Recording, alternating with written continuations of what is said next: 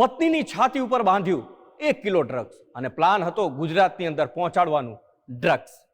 પરંતુ વડોદરાના હરણી વિસ્તારમાં જ આ દંપતી પોલીસના હાથે ઝડપાઈ ગયું. જોકે ઝડપાયા બાદ કબૂલાત પણ કરી લીધી કે અગાઉ 3 વખત મધ્યપ્રદેશથી ગુજરાતની અંદર કર્યો છે ડ્રગ્સનો વેપાર.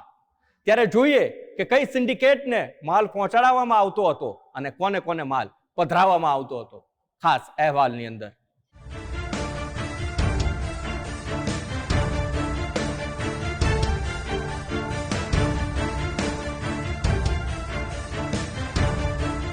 ગુજરાતના પાડોશી રાજ્ય મધ્યપ્રદેશથી મેફેડ્રોન ડ્રગ્સનો ઘુસાડવામાં આવતો જથ્થો છાશવારે જપ્ત થાય છે. દાહોદ અને છોટાઉદેપુર જિલ્લા બાદ હવે મધ્ય ગુજરાતના મુખ્ય મથક ગણાતા વડોદરા શહેરમાંથી એમડી ડ્રગ્સનો 1 કિલોથી વધારેનો મોટો જથ્થો જપ્ત કરાયો. ગુજરાતના યુવાધનને નશાની બરબાદીના રવાડે ચડાવતી ટોળકીના સપ્લાયર અને ખેપિયાઓ વારંવાર સકંજામાં આવે છે. વડોદરા પોલીસે મળેલી પાકી બાતમીના આધારે વોચ ગોઠવીને હરણી એરફોર્સ નજીકથી એક સ્કોર્પિયો કારને આંતરી લીધી.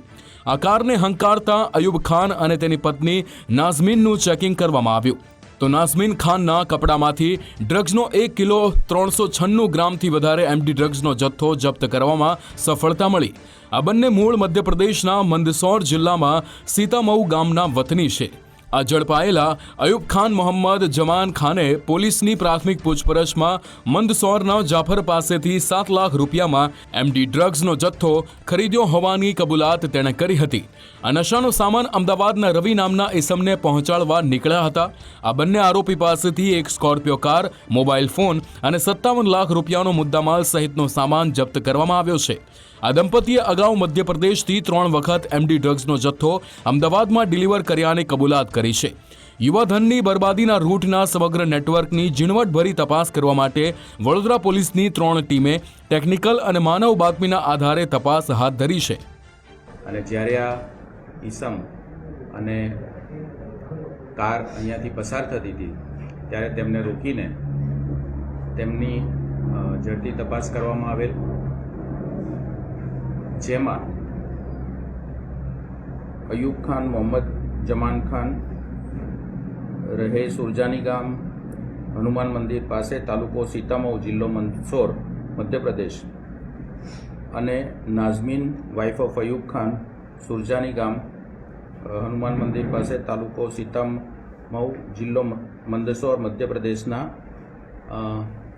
હસબન્ડ વાઇફ કારમાં હતા અને તેમની પાસેથી મેફેડ્રોન ડ્રગ્સ મળી આવેલું છે. કુલ વજન 1 કિલો 396 ગ્રામ, કિંમત 41,90,130 રૂપિયા. વડોદરા પોલીસની પૂછપરછમાં નાઝમીને 1 કિલો ઉપરાંત ડ્રગ્સના પેકેટ છાતી સાથે બાંધ્યા હતા. આ રવિ નામનો ઈસમ વડોદરા આવીને ડ્રગ્સની ડિલિવરી લેવાનો હતો કે પછી અયુબ ખાન અને તેની પત્ની નાઝમીન છેક અમદાવાદ જઈને ડ્રગ્સ આપવાના હતા તે રહસ્ય છે. આ ઝડપાયેલો આરોપી અયુબ ખાન ગુજરાતમાં ફેલાયેલી ડ્રગ્સ સિન્ડિકેટને બચાવવા અને વડોદરા પોલીસની તપાસને ગેરમાર્ગે દોરવા આડેધડ નિવેદનબાજી કરતો હોવાની શક્યતા નકારી શકાય તેમ નથી. બંને વ્યક્તિઓની અટકાયત કરવામાં આવેલ છે. એમનું ઇન્વેસ્ટિગેશન હાલ ચાલુ છે. પ્રાઇમા ફેસી અમારી પાસે જે માહિતી છે તેમાં તેઓ મધ્યપ્રદેશ ખાતેથી જ આ નશાકારક પદાર્થનો જથ્થો લાવેલા છે, પણ સ્પેસિફિક ક્યાંથી લાવ્યા, કયા સ્થળેથી લાવ્યા અને કયા વ્યક્તિ પાસેથી લાવ્યા તેનું ડિટેલ માહિતી અને ઇન્વેસ્ટિગેશન હાલ અમારું ચાલુ છે.